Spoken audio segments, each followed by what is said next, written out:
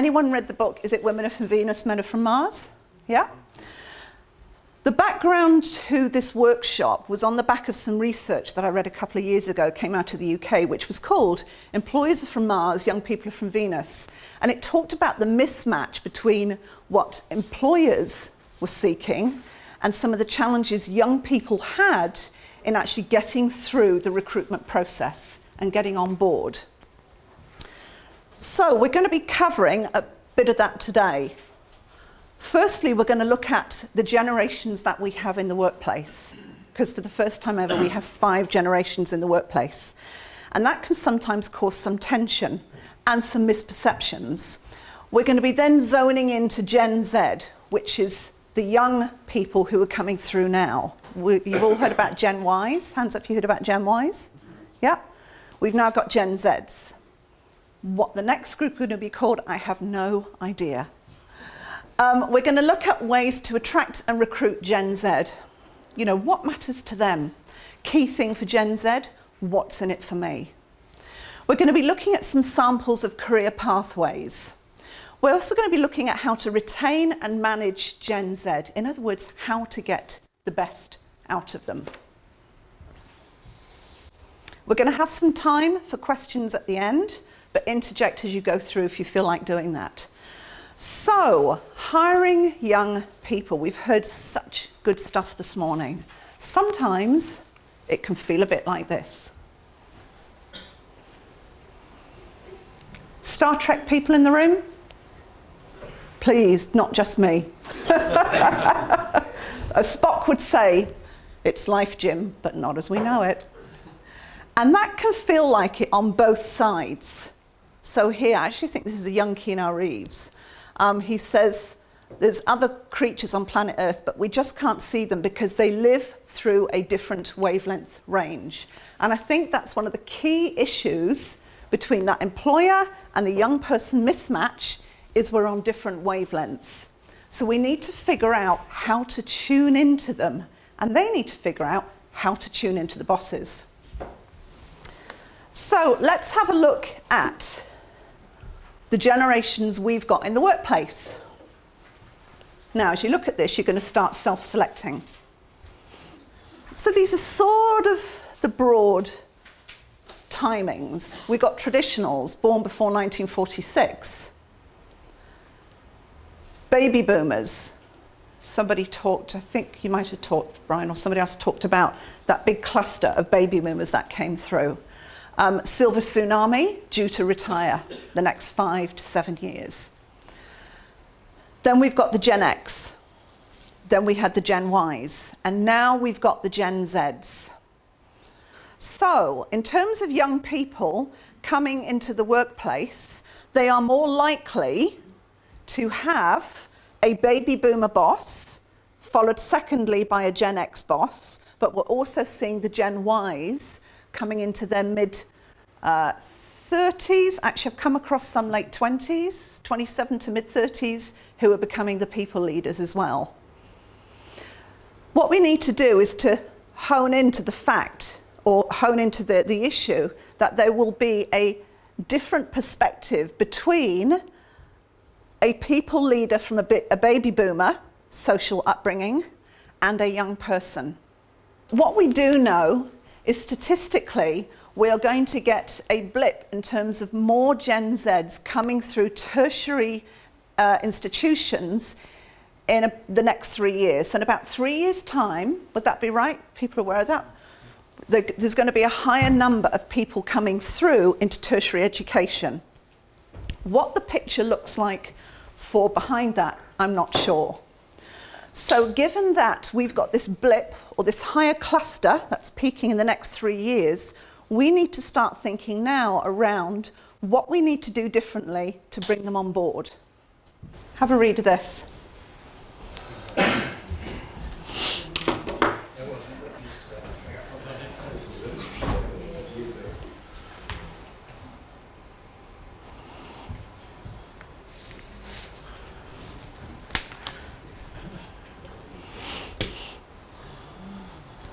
When do you think this was written? 1920s. My grandfather wrote it. Sorry? I'm sure he wrote it. Your grandfather? father. When do you think this was written? 1920? 1850, 1,000 years ago. Could have been yesterday. Sorry? It could have been yesterday as well. Okay. I would have thought of standing up and now. The children now love luxury. They have bad manners, contempt for authority. They show disrespect for elders and love chatter in place of exercise.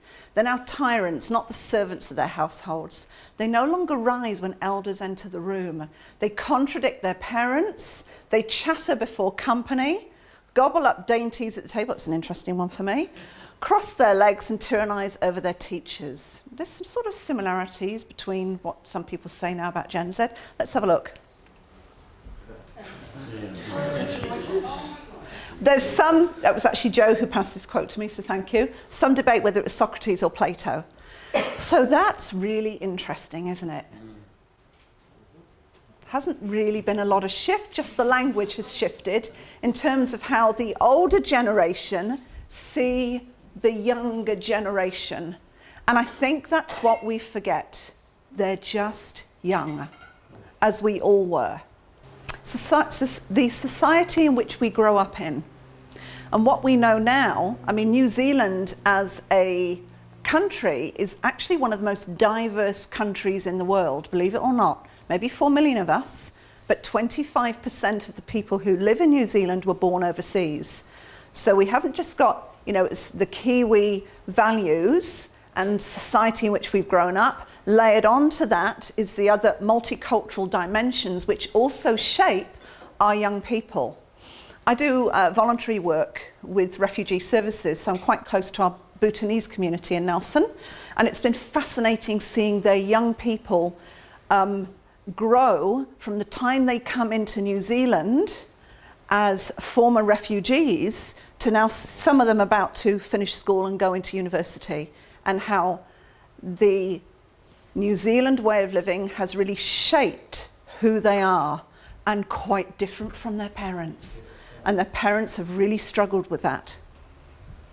So let's look at the employer-young people mismatch. This is what the research shows.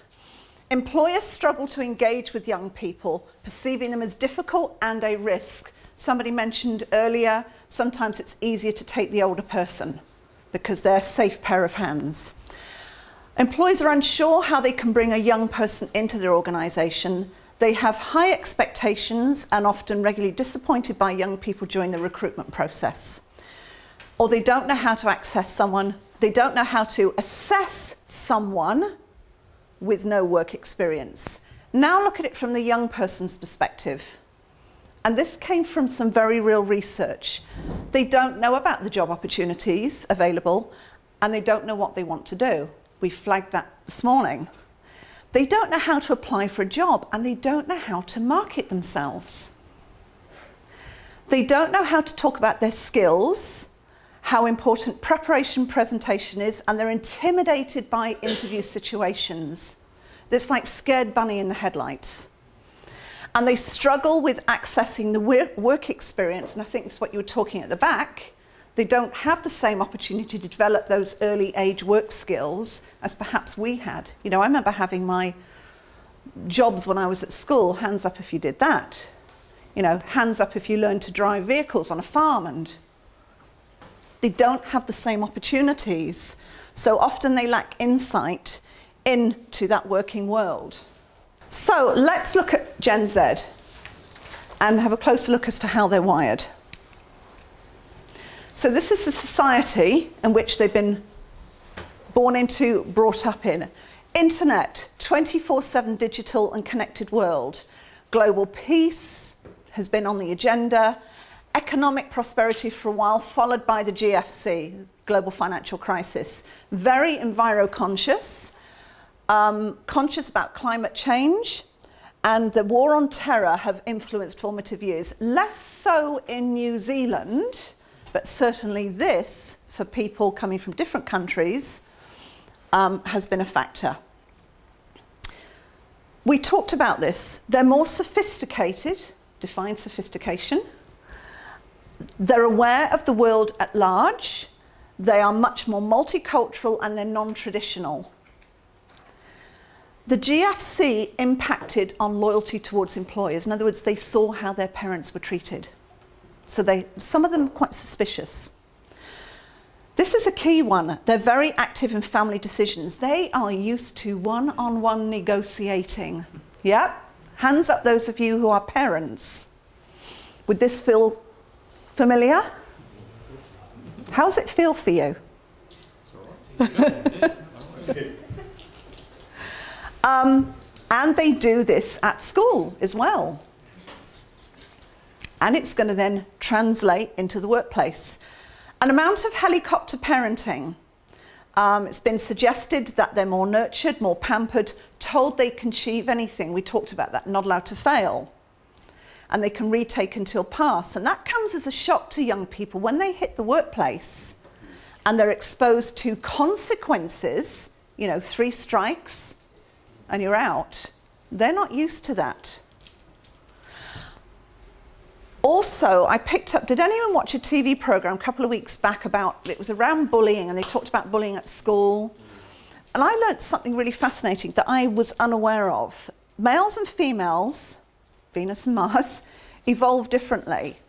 And what the psychologist talked about, he talked about young men in terms of the frontal lobe development don't really develop a sense of empathy and consequences until they get to their mid-20s.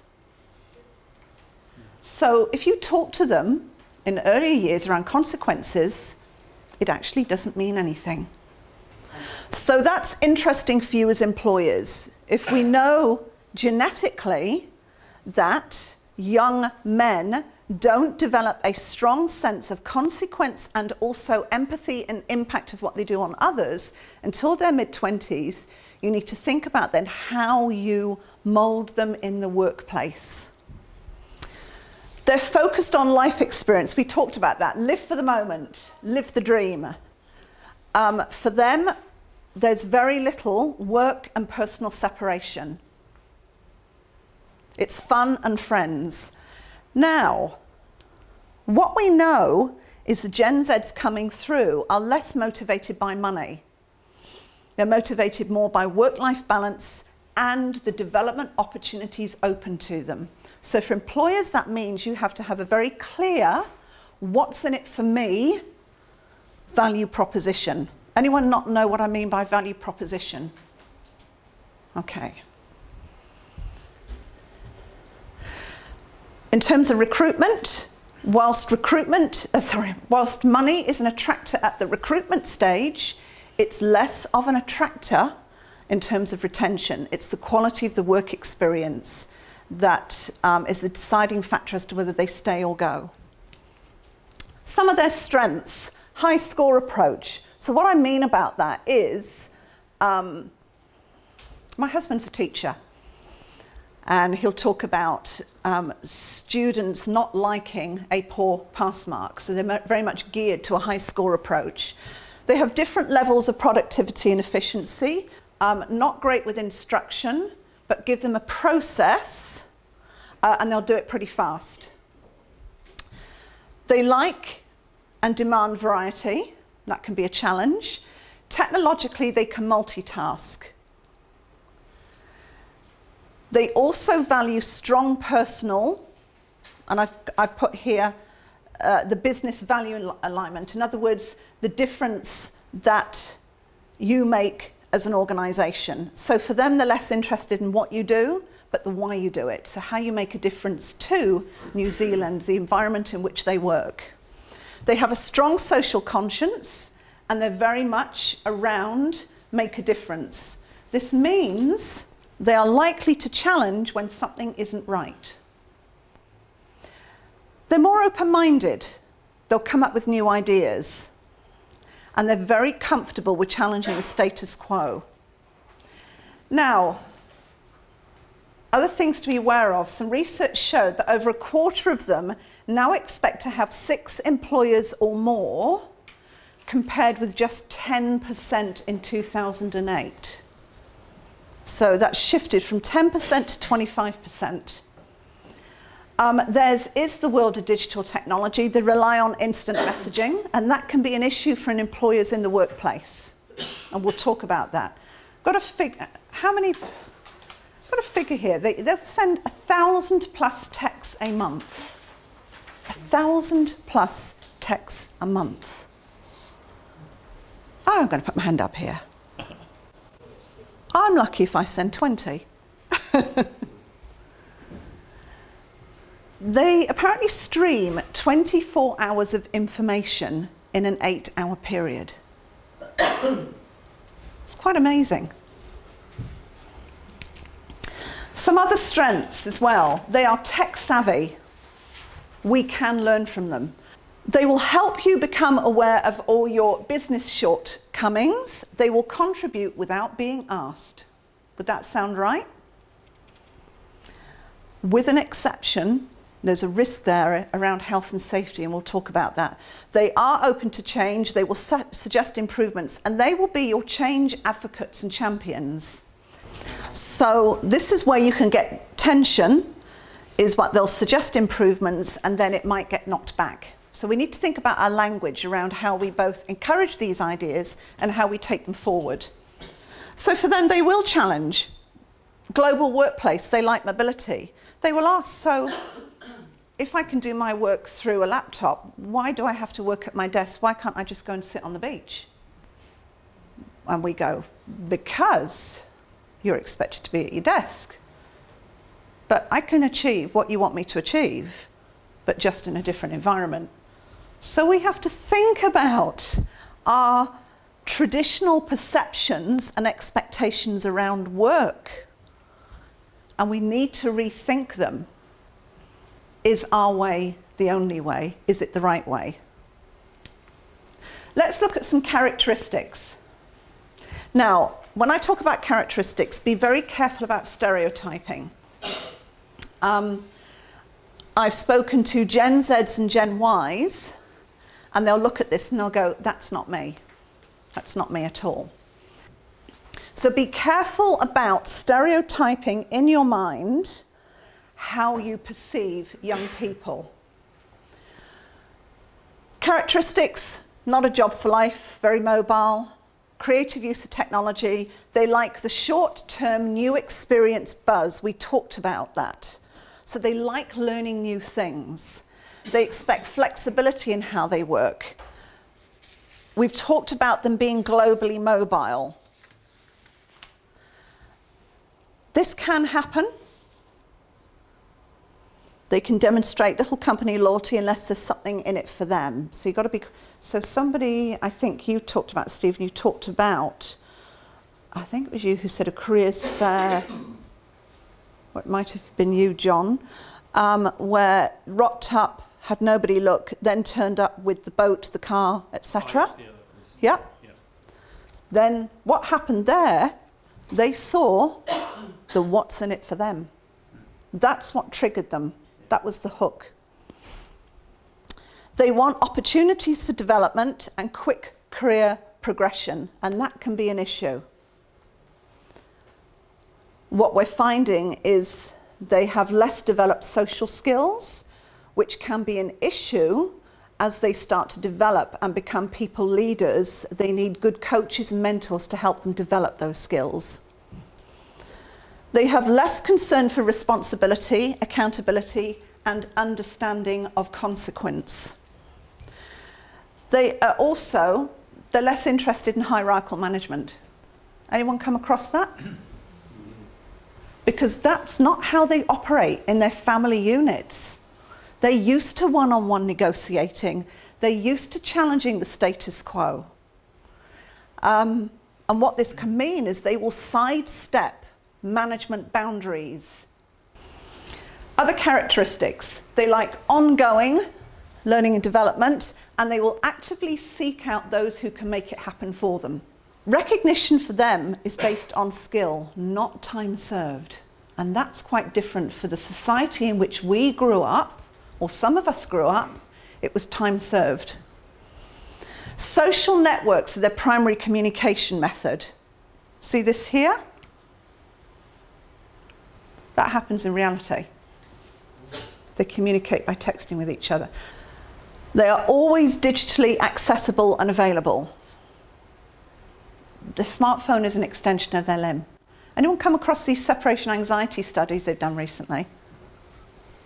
So there was some studies they did, and they took away, it was a cluster of young people, took away the smartphones. I think it's about 3 days.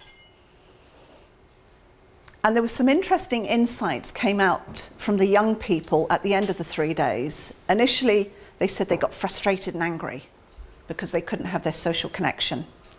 Then they said at the end of it, but what was really interesting, they said, I had some really good conversations with my parents around the table. And it started off with, they needed to find out what something meant. Ordinarily, they get a text phone out and Google it. So they then had to go and talk to the parents. Hey, Dad, what does this mean? And then before they knew it, they'd evolved into a conversation about politics, social stuff, etc. And they said they got more of the conversation than they did using the smartphone. They expect immediate responses, and this can be a challenge for bosses in the workplace. They are used to a lot of feedback. If they asked a question, they're used to getting a response pretty much straight away. So we have to reshape expectations. Don't get me wrong, I'm not expecting, the message I don't want you to go away with is that you have to go out and reshape everything that you do, because there is an amount of reshaping expectations and behaviours that needs to happen. And they do have difficulty, or they can often have difficulty in face-to-face communication because it's about the social networking. So let's look at some recruiting, the things to think about when you're recruiting. We looked at that employer mismatch. We looked at the employer mismatch earlier, here. This and this. So, traditional recruiting does not work with young people. They don't get it. Hands up those of you who do a lot of interviewing, a lot of recruiting. Okay. So we tend to have the standard questions that we call those warm-up questions. So why do you want this job? Inside here, they're going, I just want a job. I was talking to somebody earlier, the lady at the back, you were talking to me about, they come in and they're less prepared. They haven't done their research. So there is a job there for schools in upskilling young people to enable them to be more successful in interview. So recruiting Gen Z. Number one, I say, hire for attitude, train for skill. Absolutely. Hire for attitude, train for skill. Don't talk about an interview, reposition it as a chat. They'll be less fearful. So if you'd like to come in, we'll just have a chat about some of the work we do here and some of the opportunities. If you say interview, we get the scared bunny. Ditch the desk. Ditch this approach. It's too much like school for them. It's too much like being stood up in front of the board of trustees or the principal if you've done something wrong. So ditch the desk, walk them through your operations so they can see what you do. Apparently the research has shown that application forms are a mystery to them. The language is confusing. There's real pluses to application forms. All the companies I work with, I will always encourage them to use application forms because they're getting the same level of information in a consistent format, and certainly when you're getting 100+ applications, it's easier to long list and short list. However, if you're looking to hire young people, you need to ensure your application forms are fit for purpose. So let me give you an example. There's two examples here. One was an apple picker who was applying for a job, seasonal apple picker, who had a 6-page application form to complete. The company said, well, that's the same form we use for everyone. And I said, well, you might want to rethink it for certainly these seasonal workers. The same with young people. Some application forms ask for examples of or what they call competency examples. So they'll list the competencies. These are the competencies we're looking for. What the heck does competency mean to a young person? Actually, what does it mean to a lot of adults for that sake? Instead of looking for work, and then you go on to ask, list your skills and experience. You need to reposition it around, list the type of school projects that you've been involved in. So what I'd suggest you do is go back, if you use application forms, look at them really critically and pass them, give them to some young people to give you some real life feedback. And then ask them what would be better. If we need to collect this information, what would be better? So you're asking them around, tell us the range of school projects you've been involved in. Tell us about a time when you worked as part of a school project team. That they can relate to. Electronic applications. They are going to, the traditional approach of using paper-based applications, not so good. We do know that young people aren't great with email though either. Have you come across that? We're noticing that young people actually they're not used to email as a communication method. I would be cautious if I was looking to target young people about outsourcing it to a recruiter. Firstly, you're one of a number of competing priorities in terms of businesses they're recruiting for. Secondly, they don't know your business as well as you do. And thirdly, the young person isn't able to make that personal connection. So we've talked about application forms. So one thing as a takeout for you, for those of you who are using application forms, go out and review them through the eyes of a school leaver, road test them with some school leavers, and reformat them. Secondly, if you're not using application forms, you might want to think about that because they do protect you.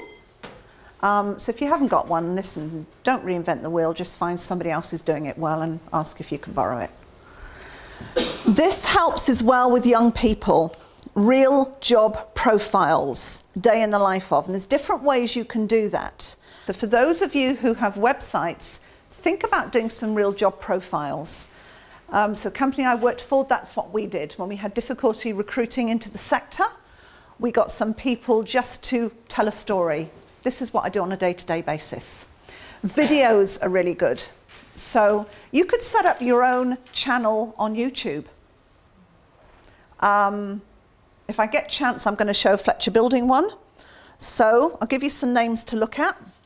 Fletcher Building, go onto YouTube, have a look at what they do. I know they're a huge company, and they've got deeper and bigger pockets, but there's some takeouts in terms of what you can learn from them. Flight Centre also has some really interesting real job profiles. So people will talk about, I started off doing this job and this is what I'm doing now and this is what I get to do on a day-to-day basis. They are more likely to, and I'm using the term be hooked in by hearing from real people doing the job. You could think about job shadowing for a day as well. So we're going to talk about education business connections. So getting the young people into your businesses, or maybe stick your hand up and say, we're going to have 5 or X number of job shadows for a day. So they get to see what's involved in the work. Recruiting Gen Z. Traditional questions don't work. They have very limited experience. Now, in your pack, you'll see there's just a sample of some youth-friendly interview questions. You may have some better ones, but it's a starting point for those of you who don't. So what we've done is to take the traditional questions and reposition them for a young person. Now what you're doing with this question is you're actually just taking one opening question, which is tell me about a school or volunteer project you worked on that you're proud of. There's just one. Sorry? It's a short interview if they didn't come up. Well, yeah. And sometimes you have to prompt, because I've interviewed young people before and it can be like pulling teeth. They just, the brain freezes completely. I'm happy for you to share this with the schools that you have in your cluster.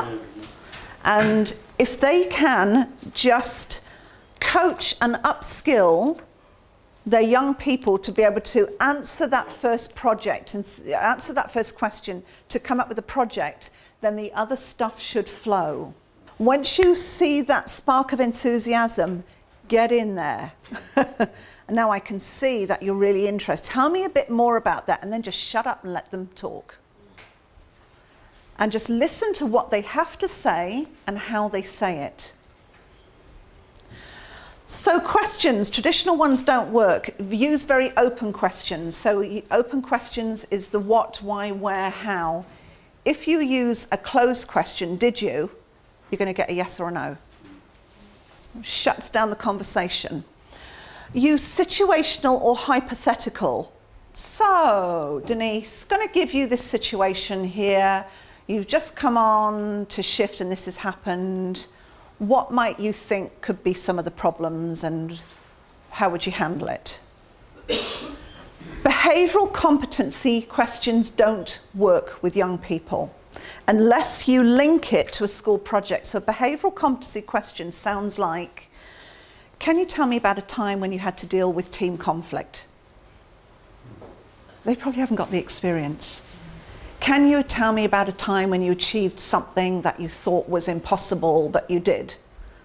Too broad for them, too much of a stretch.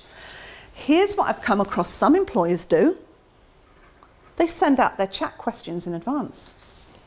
What's to stop you sending out these or including it in an application pack and talk around, these are some of the questions we might ask you. It enables them to be more prepared. Think about extending your reach, and this is about your business education connections. So work experience schemes, we'll come on to incubator program in a minute. Gateway program.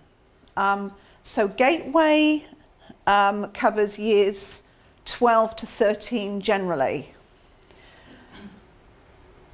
Get out to your schools and make connections with your gateway, with the gateway coordinator. Now, you'll get one of two coordinators, either those who will say, yes, come on in, or you might get some blockers.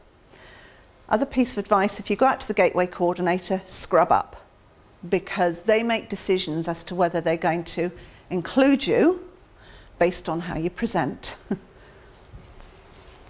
Trades Academy. Any of you familiar with Trades Academy? Trades Academies are really good. They're gaining momentum in New Zealand. And what it is, it will be, Trades Academy, I think, is years 12 and 13. And it's for students who are preferring a vocational pathway as opposed to a university pathway. And they'll go out and learn, do the practical real-life work skills in tertiary in, say, your local Institute of Technology. So in Nelson, we have the top of the South Trades Academy. My husband, who's a teacher, he works as part of that program. And they are doing automotive, they're doing tourism, because that's quite a big thing for us up there. They are doing aquaculture, working with Cawthron. So they're doing some real-life, practical, work-based learning once or twice a week. And what we're finding is employers are starting to hire them. So I know there was a young guy who was hired recently as an apprentice plumber. And the feedback from these young people doing the Trades Academy is just awesome. They're saying, I used to hate school. I love going there because I'm doing real work. So look at offering work placements for students coming through the Trades Academy. So if you're not part of the Trades Academy, go out there, find out what they're doing, see how you can tap in to the young people there. EOTC, which stands for Education Outside the Classroom. EOTC, apparently, I was talking to my husband, they use EOTC from years 1 right to 13. So my husband, he's shifted from a city school to actually a rural area school. He said at his area school, they will take the students of all ages out to the local farms, and they'll go out there for a day. Career days are a big one. We've talked about that. I used to be involved in a really neat initiative called Industry Days, which is similar to career days, but Industry Days were different. And that's when employers came into the schools and they had real life simulated things that the students had to do. So we had the fire service there, the big thing of water, and they would have young people learning to handle the fire hoses and unreeling the fire hoses, things like that. Other employers, we had people from science background, and they would give them real life simulated things they had to work on. ITO programs as well, industry training organisation programs. So think about, if you're having difficulty tapping in to that younger talent pipeline, think about how you can extend your reach. You need to think about your employment offer, the working conditions. We've talked about the difficulties with cell phone access and internet. So think about the conditions, think about your hours of work and your shift patterns. So shift patterns, development opportunities, what will they learn? They're interested in that.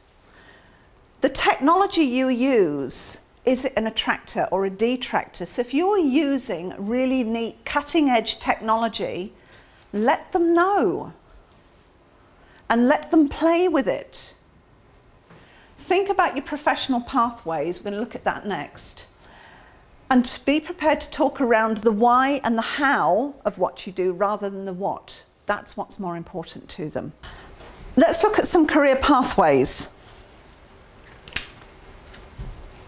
This is just a sample from the Flight Centre. I was doing some work with them, and their proposition was they were global, and if you went in, most people start here, that's their entry route. And this was realistically all the different things they could do. Farm right people in the room, where are you? Thank you for this. This was really cool. Now, if you're a young person, I mean, given that we know they are interested in development and next steps, they're likely to come to you and say, yeah, okay, so how long have I got to do that job before I can move to this? They're likely to ask you those questions, so you've got to have answers for them.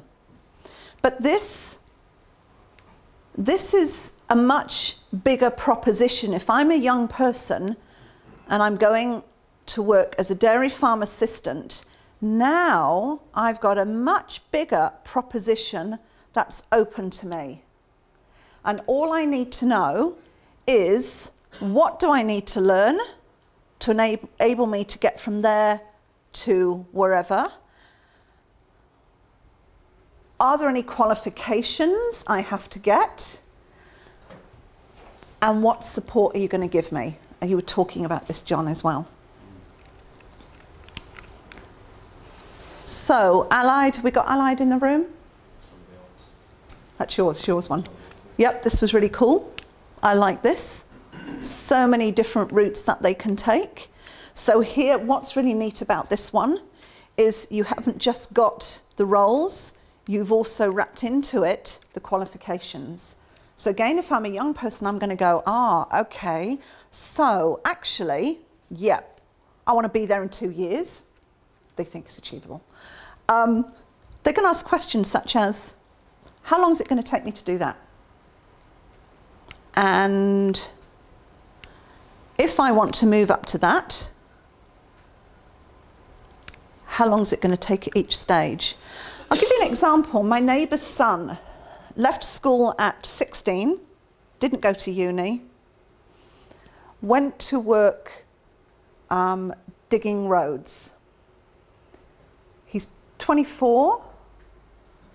So retaining and managing Gen Z. We're going to look at quickly orientation here. Don't underestimate the power of a good induction or orientation. So why do we do this? It's about information they need about the organisation, their job. It's a lot of this as well. Reduce anxiety. Key, understand what's expected to move towards high performance. The sharper your induction, the quicker you can move to a break even. What I mean by break even is, let me get a marker here. So if the average orientation or induction, this is about time, break even point here. When I say break even, this is about productivity or dollars, whatever, however you measure performance. Let's say you have an average induction and say 6-month mark, they get to break even here. What that means is during that period, you're putting in more than they're putting out. What if you can rethink your induction so it's sharper, it's hitting the spot,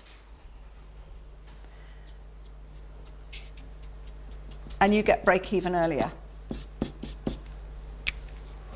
What does that mean for your business in terms of business and productivity and business results? A good way is with your new people to ask them what worked for you in terms of your induction, what was missing, what would have been better. Keep getting that information from them. We know high potentials are attracted by 4 things: opportunity, performance, excellence, opportunity, innovation. The first 6 months, often you'll see high performance. High potentials start work engaged. Our challenge is keeping them there. So our challenge for business owners is keeping our young people engaged. So some typical ingredients, I won't go through this in detail, but all of this is important for them, and more so for young people. So you're saying what your business stands for. This is quite key as well, performance objectives. You were talking about that at the back. Also identify, let them know of the development opportunities, and think about what's the best learning method for them. We know that 70% of learning occurs on the job.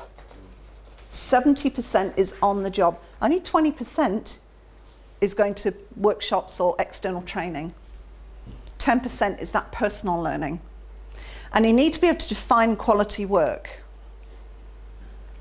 And this is key as well. So what are the things you can do? Think about all of these. With a young person, they need work buddies or mentors. And they may be the same or different. So you may have a work buddy who could be a few years older.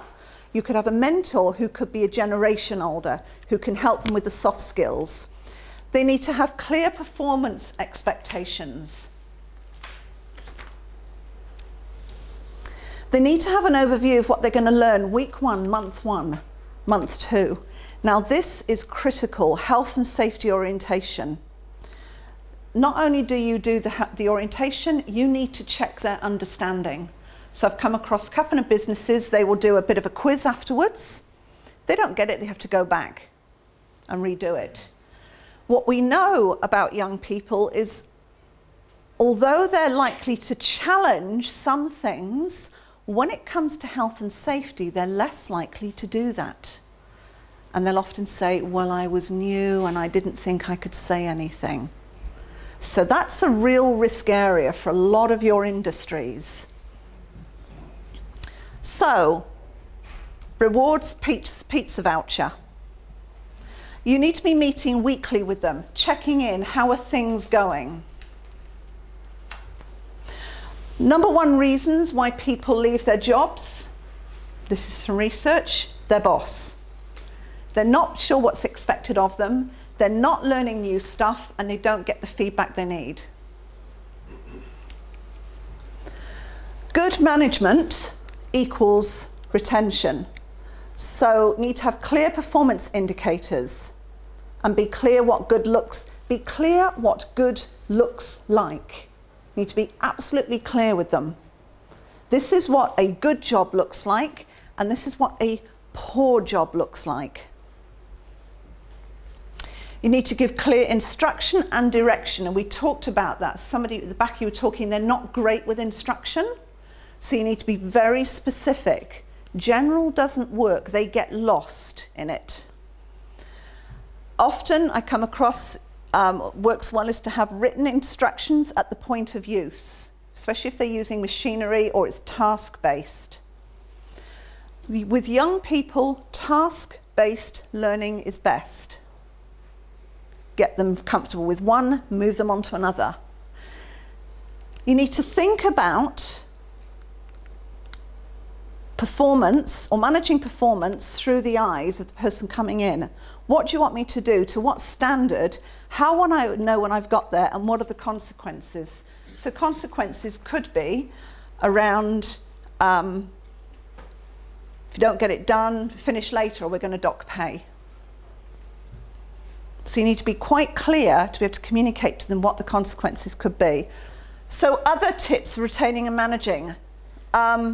We've talked about they like flexible approaches to work, regular feedback and reassurance that their work adds value. They like to know that. Theirs is the world of instant messaging and communication and feedback.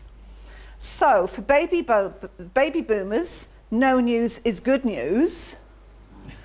Yeah? For young people, no news is bad news. They're used to a lot of feedback. We have to shift our thinking around, and I think you, John, talked about the need to focus on the positive. Often we focus on the negative, constructive, correctional feedback. I think it should be about, I remember ratio 70% good, 30% corrective. Communication is important to them. Silence equals disapproval. We've talked about not forgetting the good stuff. Management style or leadership style, coaching style as opposed to command and control. There was some research some years back in New Zealand which showed that people weren't getting the feedback that they needed at work and that their leaders weren't terribly good at it. This is a key one. Young people, you can mould and reinforce the behaviours you're looking for early on, as opposed to somebody who has got some years under their belt. There's some pros, but also they may come with some workplace behaviours that are entrenched and aren't going to be helpful to you. Find out what rewards and motivates them. So you talked about the individual versus the collective. No two people are the same. Gallup research, Gallup employee engagement research suggests that you should be giving feedback at least once every 7 days. Now, that's, some of you may think, God, I do it a lot more than that. Then I'd say, great. And ensure that you're giving them more positive than correctional, unless you've got a real lemon when you're struggling sometimes to think of the positives.